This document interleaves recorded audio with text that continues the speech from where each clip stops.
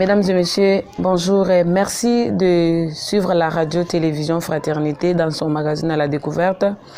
Aujourd'hui, nous avons le plaisir de vous faire découvrir un prêtre José de Mbujimayi qui fête ses 50 ans de vie sacerdotale. Il s'agit de l'abbé Albert Mbombo Kapiamba, connu sous le nom de Monseigneur Albert. Les autres l'appellent Paul Ngassa. Il est avec nous ici. Il va nous relater sa vie, comment il est parvenu à devenir prêtre. Et aujourd'hui, il souffle sur ses 50 bougies. Est-ce que la vie était facile? Qu'est-ce qu'il a pu rencontrer comme avantage dans la vie sacerdotale? Merci de nous suivre. Ce magazine est réalisé par l'ingénieur Herbert Chibandangandu que nous appelons bien HDC. Alors, nous nous sommes déplacés, nous sommes ici à la cure de la paroisse Saint-Lambert de Nyongolo. Nous sommes en Bodine A, dans la commune de la Kanchi. Bienvenue.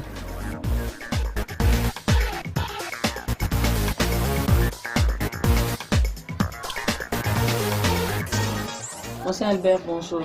Bonjour Hortense. Merci d'avoir accepté notre demande d'échange. Ça nous fait plaisir parce que vous avez accepté de nous recevoir ici pour parler de vos 50 ans de vie sacerdotale. D'ici les 14 août, vous allez totaliser 50 ans de vie sacerdotale. Dites-nous comment vous êtes parvenu à devenir prêtre.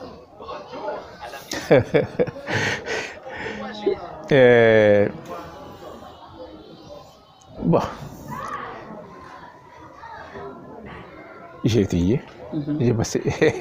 j'ai dû suivre le séminaire, le petit, le grand et toutes les étapes. Sinon, je ne sais pas trop moi-même comment. Je sais tout simplement que, encore à l'école primaire, dans notre paroisse de Kenakuna, dont je suis originaire, j'ai vu une fois des séminaristes passer par là, ils venaient en vacances. Mais je ne dirais pas que c'est là le début parce que déjà quand j'étais en 6e primaire, je pensais déjà à devenir prêtre sans nécessairement les avoir rencontrés eux. Bon. J'avais en fait au départ l'intention de faire soit le droit, soit être prêtre, soit être séminariste, être journaliste. C'est comme ça, ce sont les trois là que oui, j'envisageais. Ça, c'est quand j'étais en 6e primaire. Mais j'ai choisi de devenir prêtre. À ce moment-là, je ne savais pas qu'on pouvait être même les deux, les trois à la fois. Je ne savais pas. Bon. Je me dis, bon, je veux devenir prêtre. Qu'est-ce qui a joué? Franchement, je ne saurais pas le dire. Alors, après ça, on est entré au petit séminaire. Là, il fallait être un bon élève, point de vue études, point de vue comportement. Et grâce au Seigneur, bon, on est allé jusqu'au bout. Voilà. Vous étiez ordonné par quel évêque? Par Monseigneur Kongolo. Oui. Wow. Il faut dire qu'au départ, c'est l'auxiliaire de Kinshasa, Monseigneur Chibangu, qui devait venir nous ordonner. C'est ainsi que même sur nos images de ce temps-là, et les photos de ce temps-là, nous avions déjà écrit que c'est ordonné par Monseigneur Chibangu. Mais il se fait qu'à la dernière minute, Monseigneur Chibangu a été empêché. Il y avait un séminaire de Makanda Kabobi, je ne sais pas comment ils appelaient ça.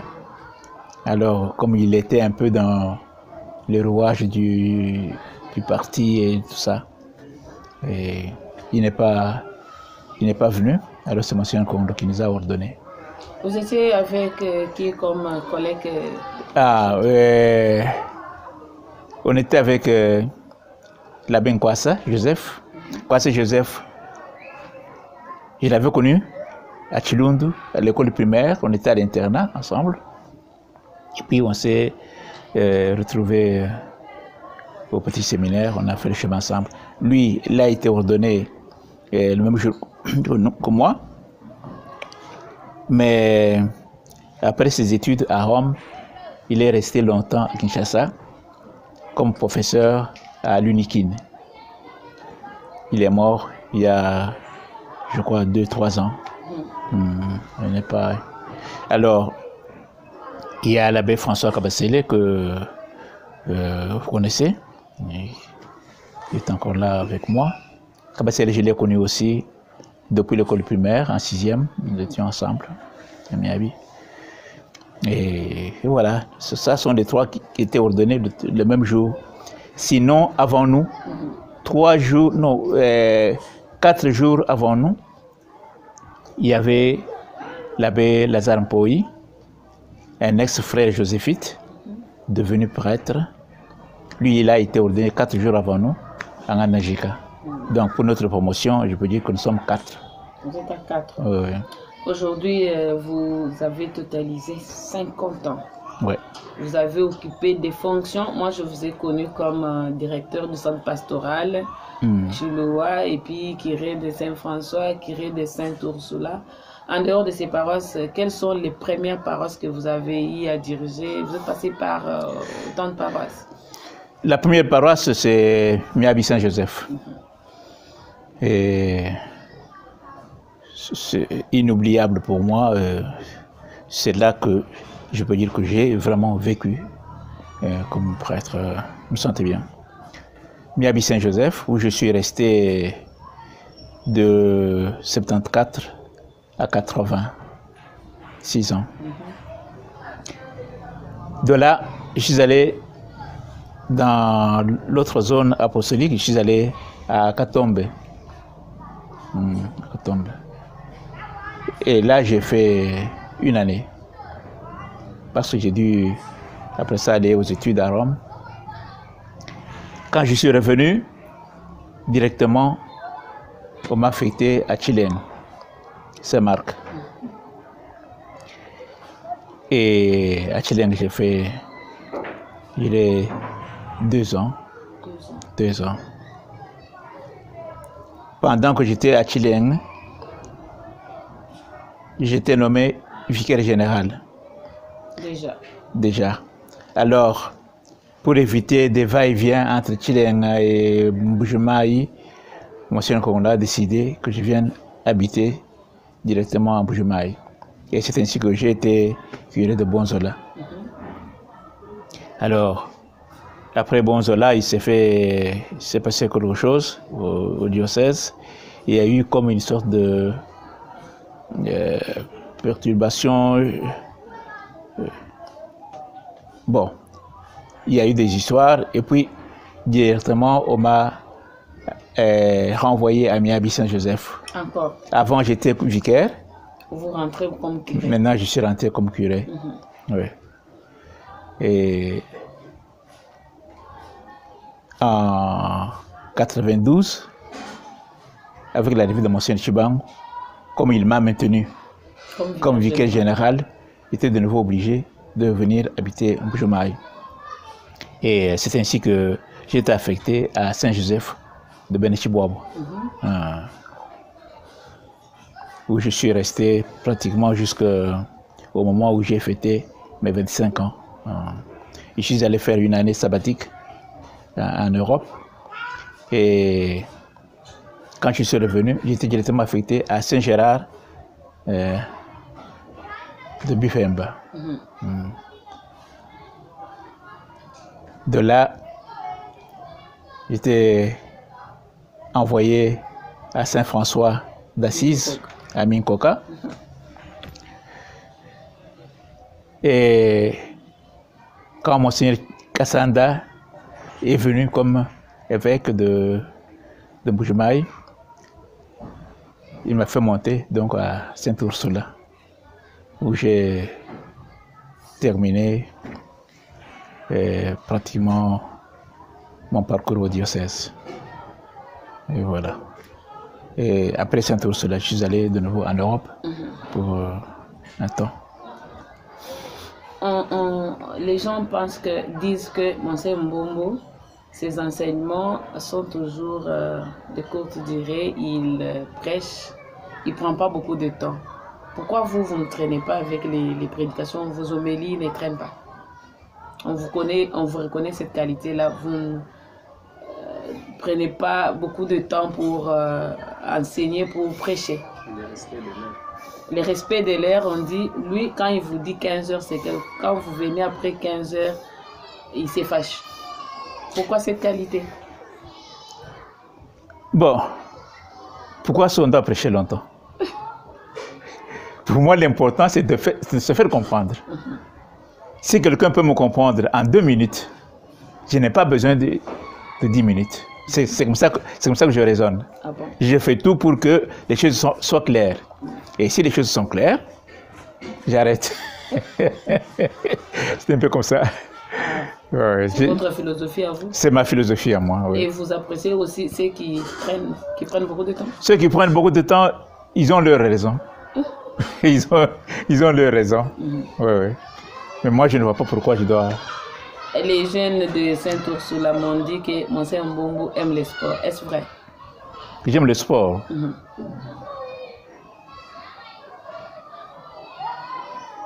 Mais pas seulement le sport, j'aime beaucoup de choses. On a dit pour les sports, vous aimez beaucoup. Franchement, j'aime ça. Monsieur Albert, lorsque vous avez fêté vos 40 ans, aujourd'hui vous fêtez vos 50 ans. Vous nous avez retracé les parcours, vous êtes passé par Saint-Joseph, de Miabi, Bonzola, Benatubois, Saint-Gérard, Saint-François, Katombe, Chileng et tout ça. Est-ce que vous avez aimé votre vocation, vous avez aimé les sacerdoces?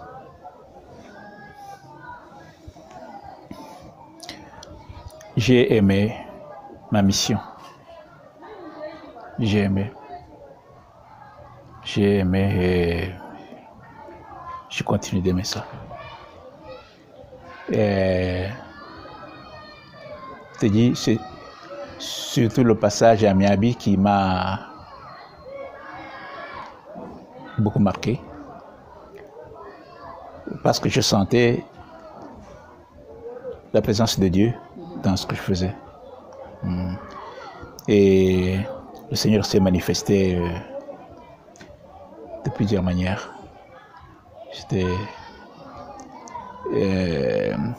Soit dit en passant, aujourd'hui sur les réseaux sociaux, il y a un groupe de jeunes. Enfin, ils étaient jeunes à ce moment-là avec moi. Ils étaient avec moi à Miabi. Ils ont fait un groupe qui s'appelle Les Amis de Monseigneur Mbombo. Wow. Oui.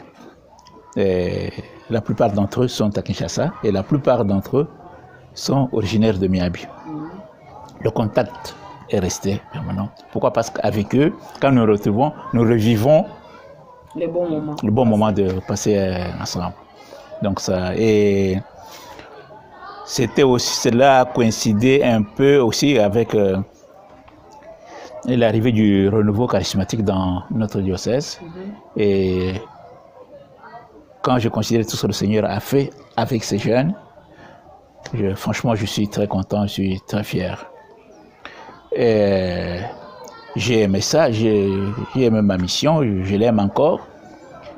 Mais cela n'a pas empêché qu'il y ait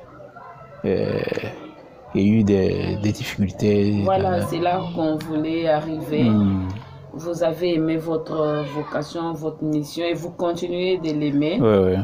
Alors, avez-vous connu des moments difficiles? J'ai connu des moments difficiles. D'abord, quand j'étais vicaire à Miabi, la première fois, c'est l'unique fois d'ailleurs où j'étais vicaire là-bas. Un jour, mon curé est décédé, il est mort.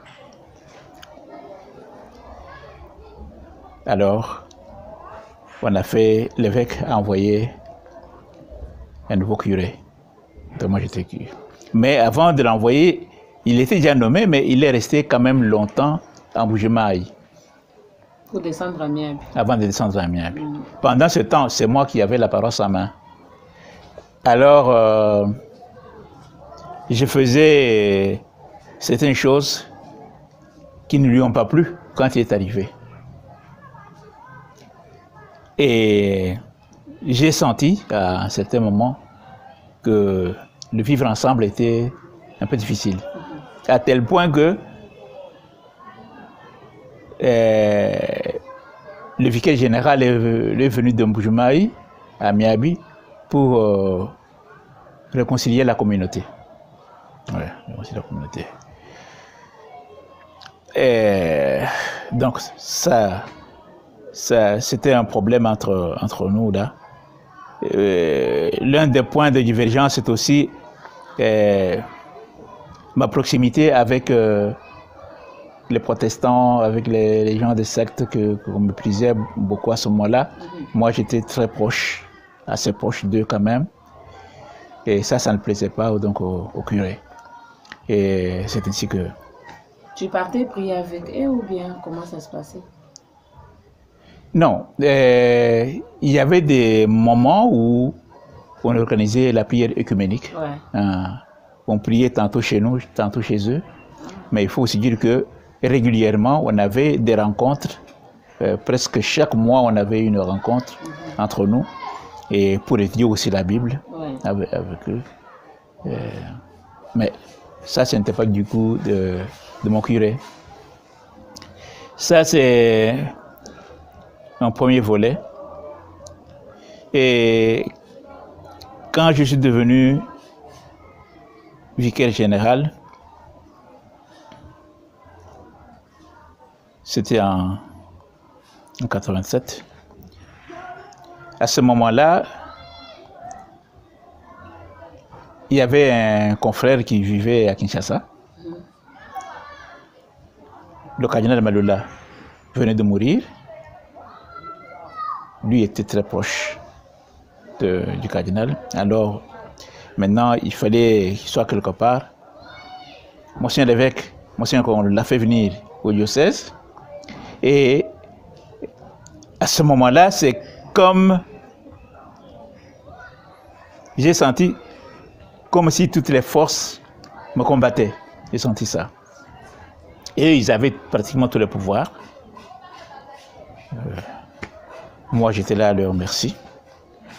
Et c'est ainsi que je n'ai pas traîné à Bonzola, où j'étais curé, je n'ai pas traîné. J'étais renvoyé à Miabi comme curé. Et ce moment-là, c'était un moment très, très dur parce que autour de ce confrère-là, il y avait beaucoup d'autres prêtres aussi qui soutenaient sa cause ou qui se laissaient aller. Voilà, c'est un peu ça. Donc, tout n'a pas été rose. Aujourd'hui, vous fêtez vos 50 ans. À quoi vous placez ces 50 ans? Vous placez vos 50 ans sur quel signe? Tout simplement le signe de l'action de grâce. L'action de grâce. Car sans Dieu, nous ne pouvons rien faire de bon. Voilà, les 50 ans sont placés sous les signes de l'action de grâce. Vous avez appris la Bible à beaucoup de gens. Parce que les 5 dernières années qui sont passées, la Bible commence à revenir à plus de $30. Mais je me rappelle, en 2013-2014, vous avez distribué des Bibles aux gens. Ouais. Pourquoi cette fois-ci la Bible est chère pour l'avoir? Mais ça, il faut demander aux vendeurs de Bible. Il faut demander aux vendeurs de Bible. Moi, je ne sais pas. Peut-être que le prix à l'imprimerie a augmenté. Ah bon? Peut-être, je dis bien. Moi, je ne sais pas. Est-ce que vous pouvez... Mais aussi, les gens doivent comprendre que, comme on dit en Chiluba, Koudia en soi, pense. Quand vous avez la chance ou l'occasion d'avoir quelque chose, c'est à ce moment-là qu'il faut l'avoir. Beaucoup ont négligé ça. Beaucoup ont négligé. Ils trouvaient que ce qu'on demandait à ce moment-là, c'était... C'était 5 000. C'était 5 000. Aujourd'hui, je ne sais pas à quel prix ils vont l'avoir. Monsieur Albert, vous êtes considéré comme un pionnier, un aîné dans la profession pour les jeunes prêtres, parce qu'il y a ceux qui viennent d'être ordonnés, ils n'ont qu'une semaine. Et les jeudis, vous allez souffler sur les 50 bougies et ils n'auront que 3 semaines ou 2 semaines. Quels sont les conseils que vous pouvez donner à vos collègues qui sont encore de jeunes prêtres? S'il m'était permis de leur donner un conseil, c'est simplement celui-ci. Laissez-vous conduire par l'esprit. Laissez-vous conduire par l'esprit. Dans tout ce que vous faites, dans tout ce que vous entreprenez, il faut que Dieu ait sa place là-dedans. Si nous suivons ça, nous n'avons pas besoin d'avoir des programmes, parce que c'est lui qui nous conduit à chaque instant. Et quand on est conduit par l'Esprit, dit Saint Paul, quand on est conduit par l'Esprit Saint, on ne va pas accomplir les œuvres de la chair. Donc, on mènera une vie selon Dieu. Voilà. Moi, c'est simplement ça. Alors, quand on considère, par exemple, les apôtres, bien les Paul et autres, là, qui vivaient sous la mouvance de l'Esprit Saint, on voit qu'ils aimaient ce qu'ils faisaient. Ils se donnaient corps et âme, parce qu'ils savaient qu'ils servaient leur Dieu, ils servaient le Seigneur. Et ça, c'est très important. On ne devient pas prêtre pour n'importe quel motif. On le devient parce qu'on croit qu'on est appelé. Et quand on est appelé, ce n'est pas pour faire sa volonté, c'est pour faire la volonté de celui qui nous a appelés. Donc, moi, je dirais seulement qu'il faut se laisser conduire par l'Esprit Saint. Monsieur Albert, nous vous appelons Monsieur Albert, mais il fut un temps où les gens vous appelaient Paul Ngassa. Vous avez pris ce nom-là de Paul Ngassa. Pourquoi?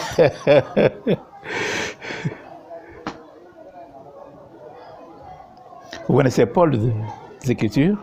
Saint Paul. Saint Paul. Nous le connaissons. Je considère ma vie comme une grâce.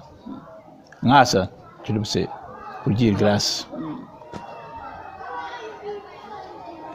Voilà. Et Paul, c'est par rapport à son dynamisme, à ses activités, comme je l'ai dit tout à l'heure, laissez-vous conduire par l'Esprit Saint. C'était un peu ça le modèle. Donc, pour ne pas dire que je voulais le suivre, je veux le suivre en étant moi-même conscient que je suis une grâce, doit être une grâce, ou bien comme on dit aujourd'hui, une bénédiction pour mes frères et sœurs. Voilà. C'est un peu dans ce sens-là que j'ai pris le nom. C'est comme ça que vous avez ajouté ces noms-là? Oui. Parce que je me souviens quand vous étiez en train de présenter l'émission, à la fin vous dites, à la présentation, Paul Ngassa. Oui. Vous avez changé de nom sans un jugement supplétif. Vous avez ajouté un autre nom. Au fond, c'est comme un surnom. Ah, ok. C'est comme un surnom. Même si ça a failli passer à un certain moment comme nom. Mais à ce point de vue-là, on doit respecter aussi la loi du pays. Je ne veux pas changer de nom comme ça. Mais il y avait tendance vraiment à changer. Mais je considère ça comme étant un surnom. Monsieur Albert, nous vous disons merci parce que vous avez gaspillé de votre temps pour répondre à nos questions. Nous n'avons qu'à vous souhaiter joyeux anniversaire et surtout, c'est un grand anniversaire. 50 ans, c'est pas peu, c'est beaucoup d'années. En tout cas, nous vous souhaitons un heureux anniversaire. Merci bien, merci. Le Seigneur vous bénisse avec votre ministère aussi. C'est ce ministère, ce que vous êtes en train de faire. Mesdames et messieurs, nous sommes arrivés à la fin de notre magazine. Aujourd'hui, nous nous sommes déplacés vers la paroisse Saint-Lambert de Nyongolo pour rencontrer Monseigneur Albert Mbombo Kapiamba, le jubilaire.